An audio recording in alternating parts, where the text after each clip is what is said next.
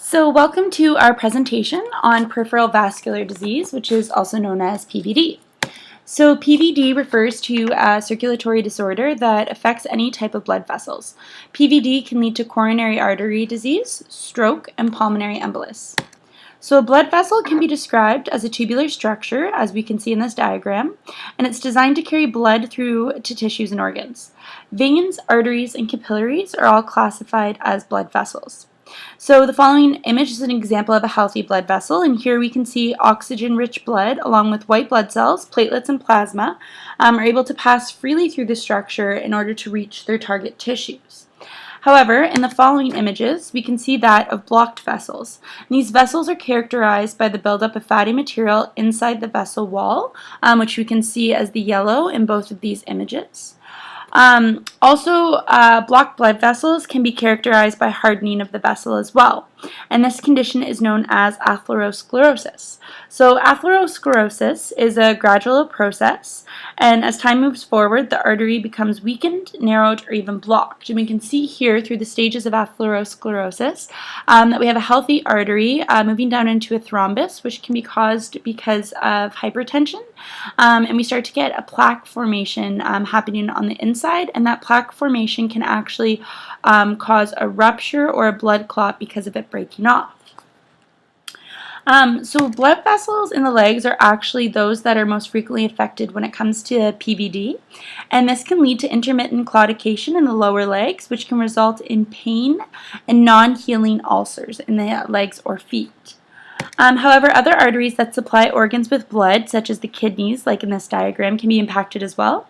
So as the arteries narrow and constrict, oxygen-rich blood can no longer travel freely to the target tissues, which can occlude circulation to distal limbs. Furthermore, the plaque can dislodge and travel through the circulatory system as stated above, and can be lodged in the heart or lungs. So as nurses, it's our job to assess for signs and symptoms. However, PVD is mostly asymptomatic in almost 90% of patients. And because of this, long-term and permanent damage can occur before a patient seeks medical intervention. Therefore, it's our job to really be assessing and looking for the signs and symptoms if they are noticeable. So as stated before, some signs and symptoms can be intermittent claudication in the lower legs. The patient may experience cramp-like pain in the lower legs, and this can happen specifically with the onset of exercise. We may notice non-healing ulcers on the legs and feet, absent or even diminished pedal pulses.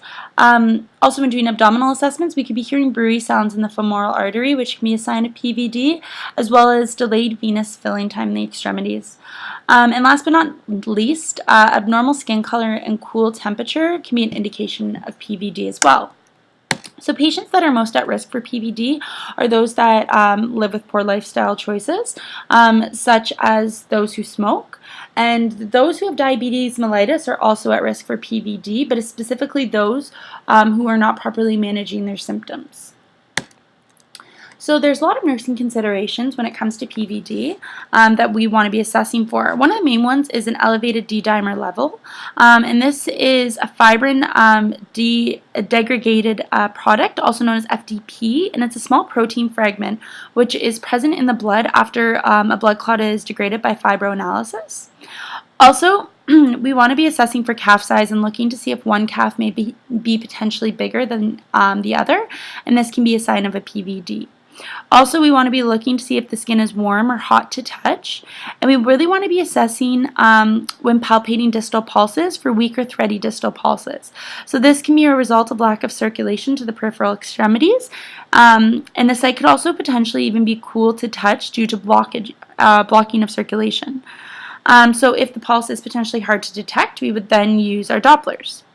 The area as well might also have increased cap refill if we're having pooling blood, or it could potentially have decreased neurosensation if we're not getting enough blood flow to the area.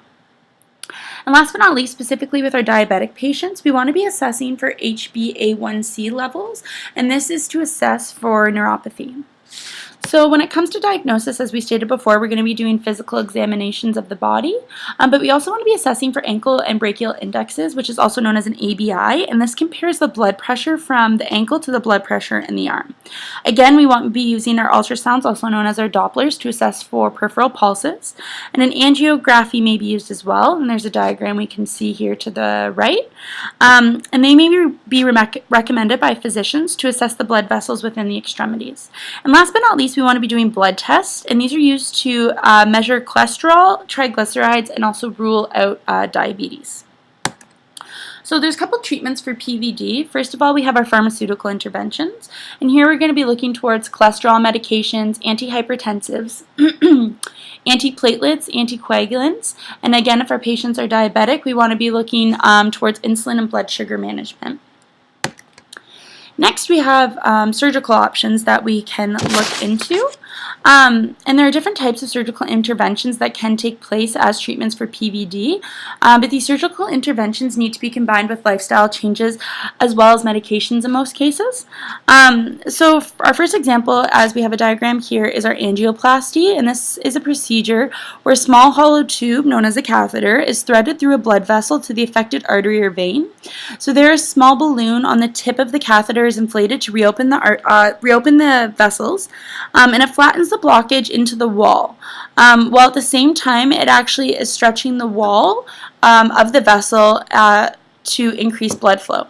So you might also have a stent that may be used that's permanently put in, and this is to keep the blood vessel open as well.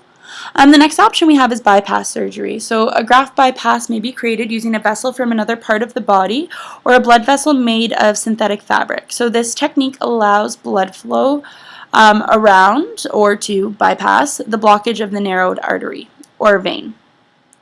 Last but not least, we have thrombolytic therapy. And if there's a blood clot blocking, for example, an artery, the patient may have clot-dissolving drugs, which can be injected into the bloodstream and helps deteriorate the clot. So last but not least, we want to be doing our nursing interventions. So nursing interventions are vital to patient understanding of illness progression, and educating patients about their risk may actually help patients to better understand their disease process, to understand their signs and symptoms, and to also help us help them. So educating patients about the risks associated with smoking and unmanaged diabetes can help to create very important lifestyle changes that can not only minimize symptoms of PVD but other health risks and concerns. Also, dietary restrictions and education is also needed, and patients in this regard need to limit their intake of saturated fats.